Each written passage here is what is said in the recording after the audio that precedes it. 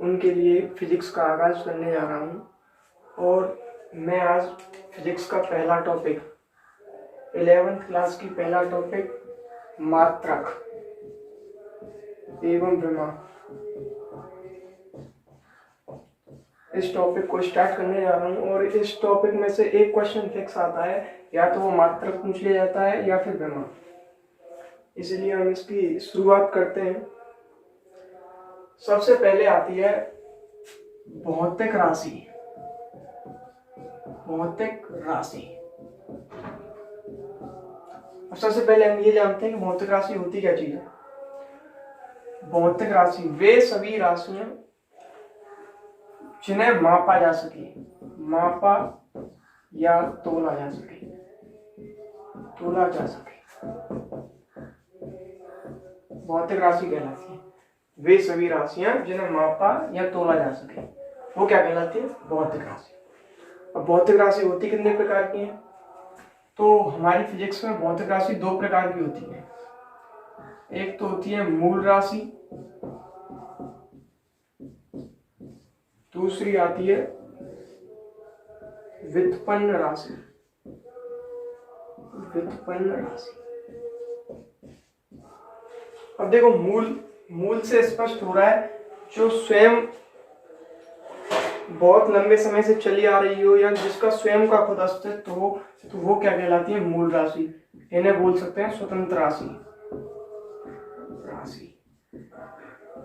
Example के लिए जैसे लंबाई एक मूल राशि है, द्रव्यमान, समय, ये सभी क्या आती है? मूल राशियों में।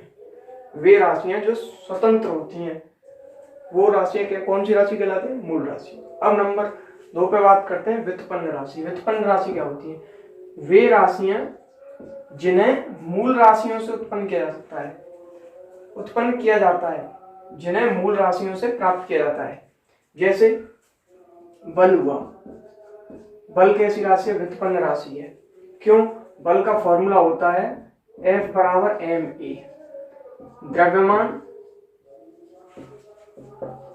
गुणा त्वरण, ये क्या होता है? बल।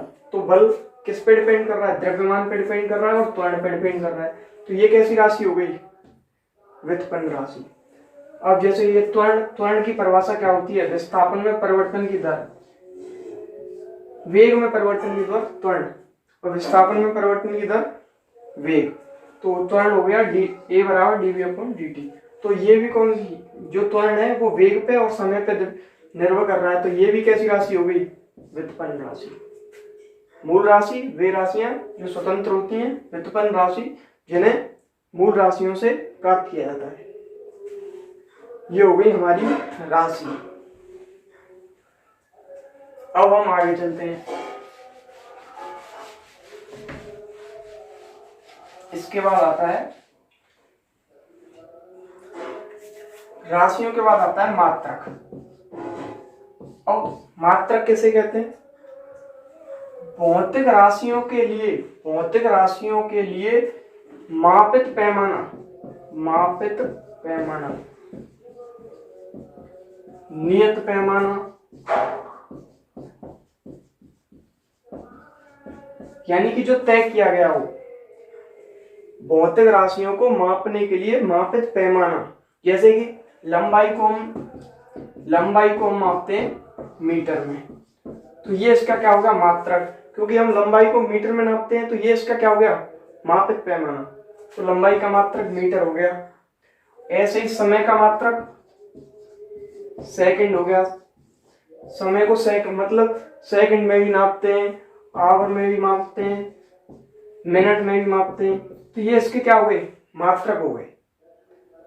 मात्रक भौतिक राशियों को मापने वाला मापित पैमाना, भौतिक राशियों को मापने के लिए मापित पैमाना या तय पैमाना क्या कहलाता है? मात्रक कहलाता है। अब जिस प्रकार भौतिक राशि 2 प्रकार की थी, उसी प्रकार मात्रक भी 2 प्रकार की है। अब वो कौन कौन से प्रकार हैं? जहां तक आप लोग इस सब को जानते होंगे, बट मेरा उद्देश्य है बेसिक से लेके चलना, क्योंकि एक या दो क्वेश्चन यहाँ से आता है, या तो वो मात्रक पूछ लेगा या विमा, या फिर दोनों पूछता है। तो मात्रक कितने प्रकार के होते हैं? जैसे राशि दो प्रकार की थी, उसी प्रकार मात्रक भी दो प्रकार के होते हैं। जैसे पहला होता है मूल मात्रक, दूसरा व्युत्पन्न मात्रक। व्युत्पन्न मात्रक, मूल मात्रक वही जो स्वतंत्र हो, जिन्हें किसी अन्य राशि से अन्य मात्रक पे डिपेंड ना हो, जो स्वयं के अलावा किसी पर निर्भर न करे, तो वो क्या कहलाते हैं? मूल मात्रक। जैसे द्रव्यमान का मात्रक होता है किलोग्राम, ये किसी पर डिपेंड नहीं कर रहा, तो ये मूल मात्रक में आएगा। द्रव्यमान का मात्रक किलोग्राम किस में आएगा? मूल मात्रक में। अब और जैसे समय सेकंड में, लंबाई का मात्रक मीटर हो गया। तो ये कौन सी राशि है? तीनों मूल राशि, और ये तीनों क्या हो गए? मूल मात्रक। अब आते हैं व्युत्पन्न मात्रक, जिन्हें मूल मात्रक की सहायता से प्राप्त किया जाता है। जिन्हें मूल मात्रक की सहायता से प्राप्त किया जाता है वो क्या कहलाते हैं? व्युत्पन्न मात्रक। जैसे एग्जाम्पल देखो इसका,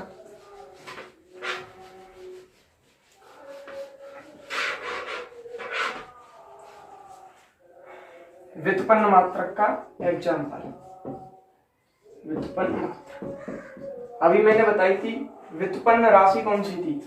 बल, कार्य, शक्ति, ये सभी राशियां कैसी राशियां हैं? व्युत्पन्न राशि हैं, क्योंकि ये मूल राशियों से निकल कर आती हैं। तो बल का मात्रक, बल का फॉर्मूला क्या होता है? F बराबर ma। अब देखो, जहां तक इसका मात्रक एसआई पद्धति में न्यूटन लिया गया है, जिसे मैं आगे बताऊंगा एसआई यूनिट के एसआई सिस्टम क्या होता है, लेकिन उसका न्यूटन लिया गया है। लेकिन ये बल डिपेंड किस पे कर रहा है? द्रव्यमान पे और त्वरण पे। तो द्रव्यमान का मात्रक किलोग्राम, त्वरण का मात्रक होता है मीटर प्रति सेकंड स्क्वायर। तो इसका एक मात्रक क्या हो गया? ये बाद में से एक अकेला नाम दे दिया गया एम, न्यूटन। तो ये बल का मात्रक निर्भर किस पे कर रहा है? द्रव्यमान पे और त्वरण पे। ऐसे ही कार्य का फॉर्मूला क्या होता है? बल गुणा विस्थापन। बल गुणा विस्थापन। तो बल का क्या हो गया? किलोग्राम इंटू मीटर प्रति सेकंड स्क्वायर। और विस्थापन का क्या होगा? मीटर। तो ये टोटल मिला के क्या हो गया? किलोग्राम इंटू मीटर स्क्वायर प्रति सेकंड स्क्वायर। बाद में इसका एक अकेला मात्रक ले लिया गया, जूल। लेकिन ये प्राप्त किससे हुए? मूल मात्रक से। जो कार्य का जो ये मात्रक प्राप्त हुआ, ये हमें किससे प्राप्त हुआ? द्रव्यमान का मिलके, लंबाई का मिलके, समय का मिलके। तो ये कौन सी राशि हो गई? व्युत्पन्न राशि हो गई, और मात्रक इसका क्या हो गया? व्युत्पन्न मात्रक। अब हम चलते हैं मात्रक पद्धति की ओर।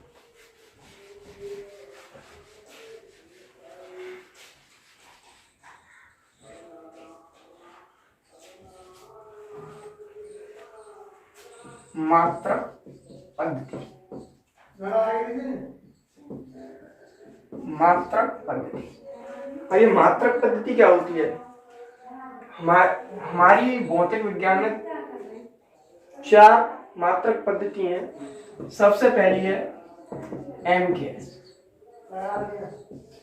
CGS, तीसरी FPS, और चौथी है SI। पहले ये 3 पद्धति थी, बाद में अंतरराष्ट्रीय स्तर पर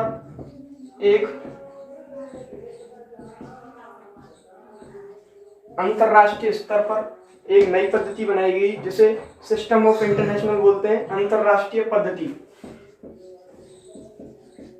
जिसे हम पूरे एक्सप्लेन के साथ पढ़ेंगे। उससे पहले मैं आपको बता देता हूं ये MKS, CGS, FPS क्या होता है। शब्दों पे गौर देना।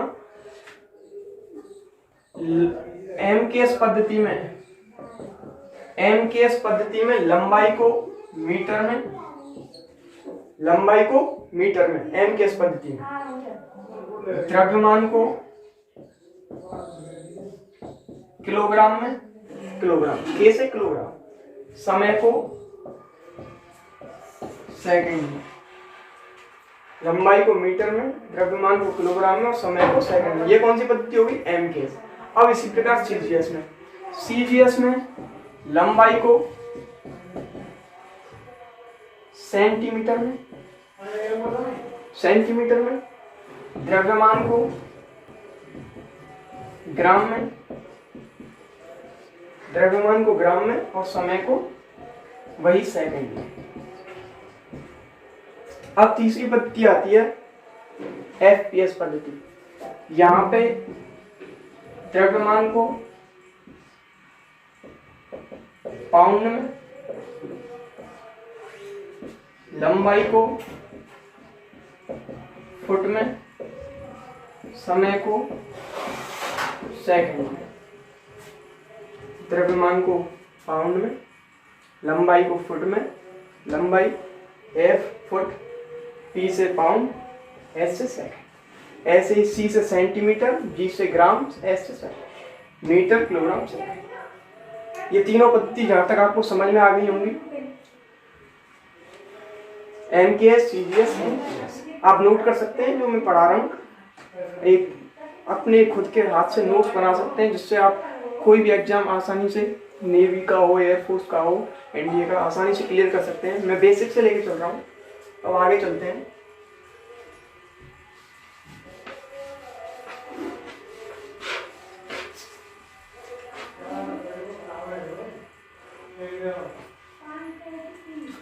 अब हम चलते हैं SI सिस्टम, अंतरराष्ट्रीय। जब